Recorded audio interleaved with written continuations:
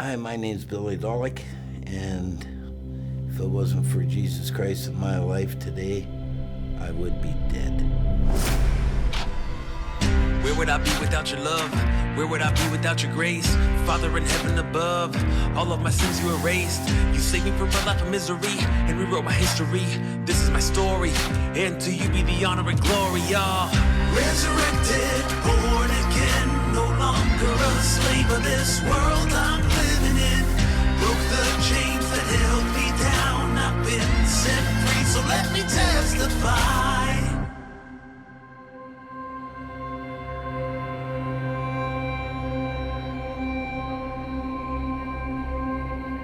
The first time I actually ever used one of these on somebody was in revenge of a boyfriend that my sister had, who had beaten her beyond recognition. I got my revenge. I didn't kill him. I spared him, but I did sink a blade into him pretty deep and held it in there, twisted it around a little bit, and was warning him that if he ever come near my sister again, he would not walk again, ever.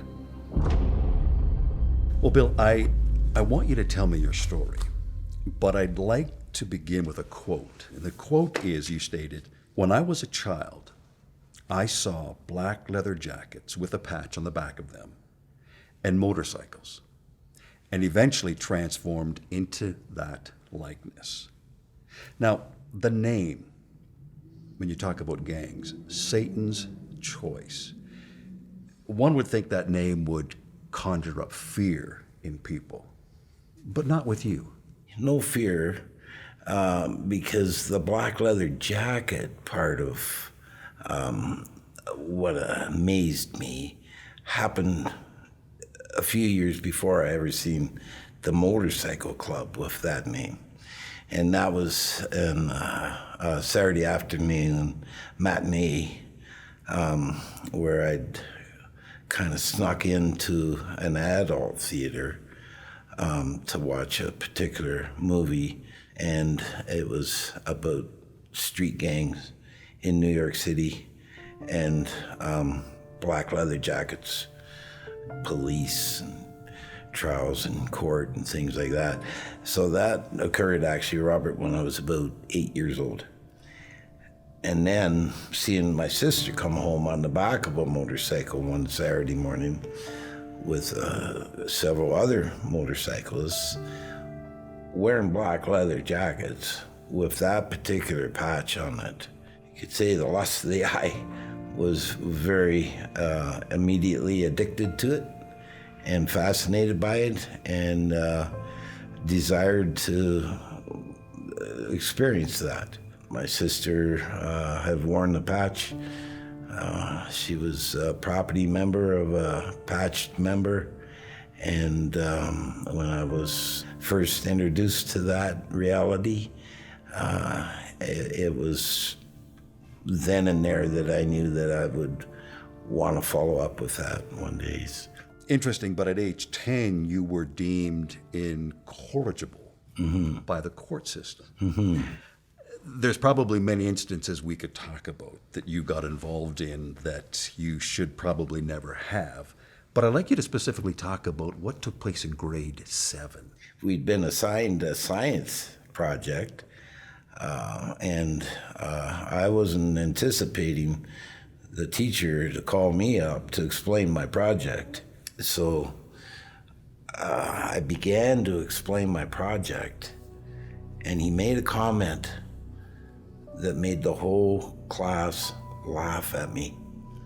So I just instantly turned around and I smacked him, and he flew, landed behind his desk, crumpled up, unconscious, and that was the end of my grade 7 in that particular school. Drugs, it became prominent in your life in early high school. How did they become part of your life? And then it led to your fallout from high school as well. The summer before beginning grade 8, we'd discovered a particular drug that was called Asthmador, and they would burn it and inhale the fumes, and it would clear up their asthma attacks. Well, some friends showed up at my place on a Saturday morning and said that you get really high on this stuff, and we mixed a teaspoon of it into 1 glass of water, and there was, I think there was 8 of us, 4 guys and 4 gals, and we all took a little sip, and I've never done a drug like it since. So that was the beginning of drugs, and then for the rest of the summer, it was like bennies, speed pills. Did you ever become addicted? Not at that point, no.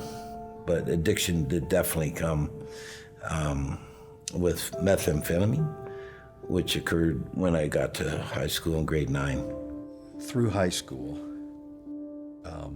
and the difficulties and the challenges that you faced, at age 19, you believed that life gave Bill only one option, and you took that option. Mm-hmm. What was that option, and how did it play out for you? Well, to support my habits now, because I was addicted, I would have to steal. And so I would plan little capers and involve people with me. And if we happened to have gotten caught, then it was always my fault. I was the instigator, and I'd be the one that people who I thought were my friends would testify against me in court, and I'd be the one that would go to jail. So that happened from the time I was 16 until I was 19. The final straw that broke the camel's back was I'd moved in with my sister. She was trying to stay off of heroin, and I was trying to stay off of speed. So we both agreed that the house rules, the number 1 rule would be no syringes. You can take whatever drug you want, but not with syringes. I just finished watching a hockey game one Saturday night and had gone to bed, and 1 o'clock in the morning, my sister came into my room and woke me up, said come out and meet some friends that she'd brought home from the bar. So I came out, and they were all sitting in a circle with spoons and syringes on the floor, mixing up drugs, and I totally flipped out. Went into my bedroom, got my big 12-inch Bowie hunting knife, and I came out and attacked them all. There wasn't one that didn't get either a slash, a gash, or a stab mark on them. I had time. They were in shock, but I mean, adrenaline kicked in very quickly for them as well, and so, wherever they'd run out and go hide, I was able to find them. By 4 o'clock in the morning, the police had surrounded the place, and I'd been arrested. 8 counts of attempted murder, aggravated assaults, wounding with intent to maim, and they took me away and put me in the Barrie County Jail. It was while I was in there that I decided that that's it. Everybody now, including my own blood sister, have gone on to the rat list. So there was only one solution for me when I got out, and that would be that club, because I knew I'd be able to trust them people. They would not rat me out for whatever I did, and I would be accepted, and I was right. And that club was? Satan's Choice Motorcycle Club. Now, your involvement in the club landed you 8.5 years in the Kingston Penitentiary. Mm-hmm. Can you tell us what you did that landed you in the penitentiary? I had to generate an income somehow. So I learned at a pretty young age that drug dealers were an easy source of money. It just happened that somebody one day decided they were going to protect their product, and it came down to basically who was quickest on the draw, and so I shot him. And fortunately, he didn't die. And so the charges that I ended up getting were armed robbery and attempted murder. Now, while in the Kingston Penitentiary, one of your, I guess, maybe frequent visitors was your uncle. Mm-hmm. And he mentioned to you a book that would eventually change your life. And I know it's a big story, but can you explain how you were introduced to this book and your reaction to it at the beginning? That uncle would always come to visit me whenever, wherever, and he never spoke a condemning word towards me, ever. So by the time I was in the federal penitentiary, he would come to visit. And one day he just happened to ask if we had a library in there, and I said, yeah. And he said, do you go to it? And I said, no.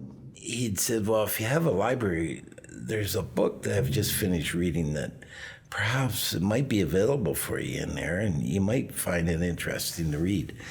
And when I asked him the title of the book, he said it's called The Cross and the Switchblade.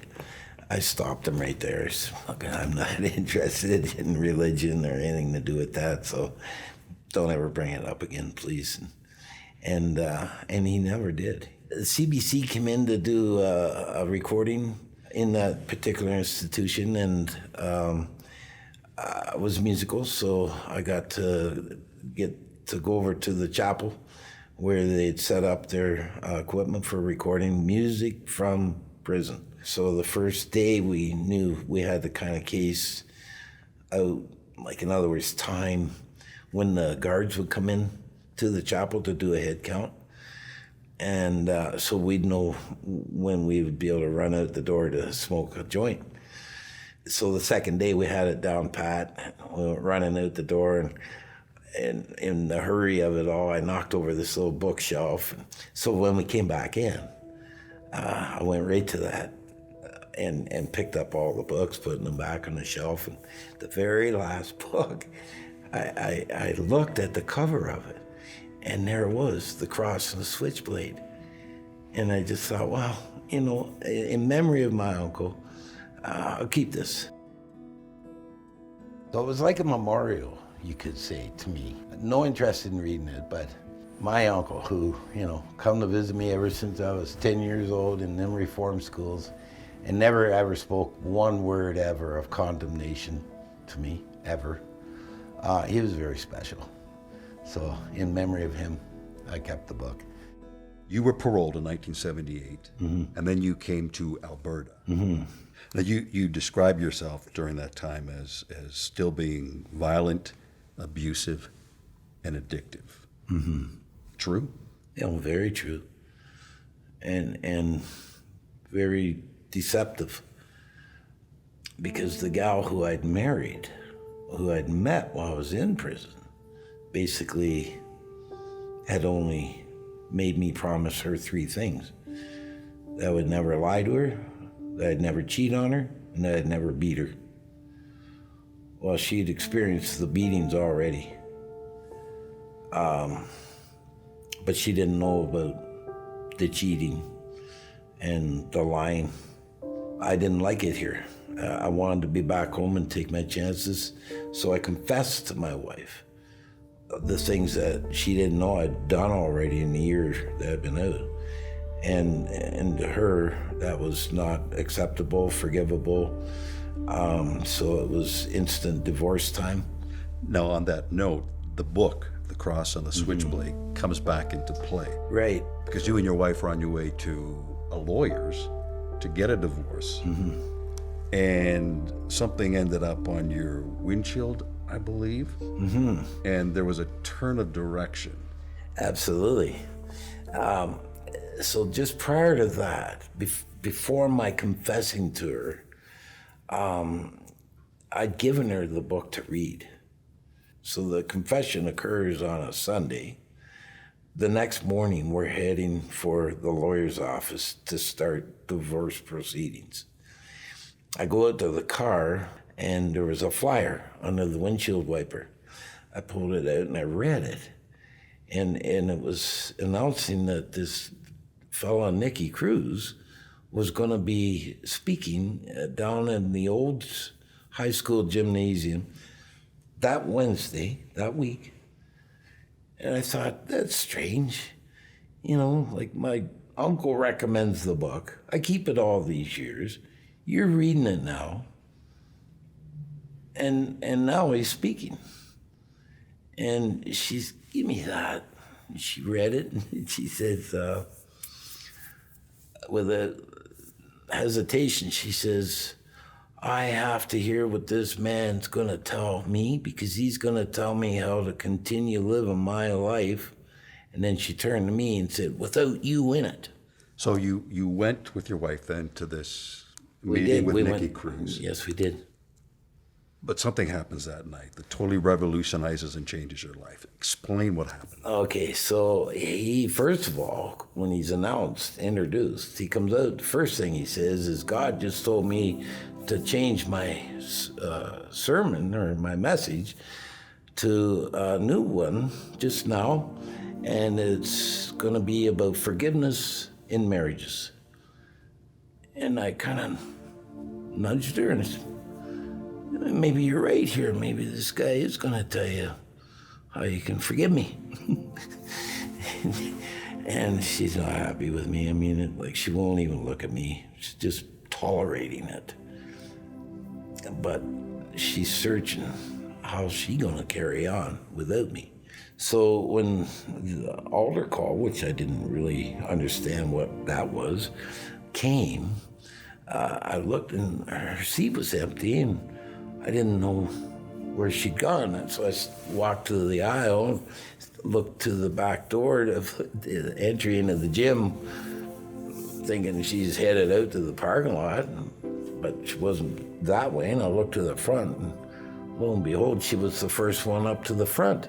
And then while I'm standing there waiting, suddenly I start to feel a shaking feeling come over me. I'm like, what is going on? And then just as quickly as it happened, I heard a ding. And then I heard the voice. And I'll never ever forget it. Exact wording was, Billy, I've heard your pleas and cries in the past for help, and I answered them every time. But every time you reneged on the deal. This is your last chance. And then poof, all these flashes of near-death experiences, just boom, boom, boom. And I'm remembering, oh, God, please don't let me die. I promise I'll be good tomorrow. I'll be good. And I never died. But every single time that I said, oh, God, he heard me and he answered me and he spared me from death. So now I know what I have to do. So for the first time in many, many, many, many years, Robert, I have to consciously decide to take the right step in the right direction, and that's to go to the front of that building there tonight. I took one step to do it, and bam! He hit me so hard to the floor right there, and boom! For about the next 20, 25 minutes of just weeping. And I couldn't stop myself. I didn't want to stop myself, but I couldn't have if I even tried to. The power of God, and I didn't know what it was, but he hit me harder than any man had ever hit me, to the floor right there. Right as I took that one step to go to the front, I'd come awakened to a miracle that God had performed in my heart right there and then. And that's all I knew. I didn't know anything else. Can you explain the Bill that night compared to the Bill who was in Satan's choice? Absolutely. I just knew without doubt that my life was now about to be totally transformed into a different person altogether. So I knew that I would never wear the 1%er patch again. I knew that. So that life ended right there and then. What was coming, I had no clue. But I wanted to find out because it was like the newborn baby, craving milk. Feed me. I want to grow. I want to discover, all there is to learn about Jesus and Father God and the Holy Spirit. And I want to learn. I could never have imagined wearing a patch like this back in my younger years. Like a friend of mine says, there's power in the patch. It does have an impact on people, and actually the heart of the person wearing it is what they're experiencing. And it's a great vehicle to be able to bring the light of the Lord into the darkness of this world and the darkness of people's lives. I'm just so thankful that his plan was to not allow me to destroy myself, and that he at some point in my life was going to intervene and make himself known to me, which he did, and he continues to every day. If your heart has been moved in listening to Bill tell his story, and you'd like to pray with someone, let me encourage you to please call our 24/7 prayer line at 1-866-273-4444. If you want to learn more about the gospel of Jesus Christ and how it can transform your life, you can request a free Bible by calling toll-free 1-888-482-4253. You can begin your journey with Christ now.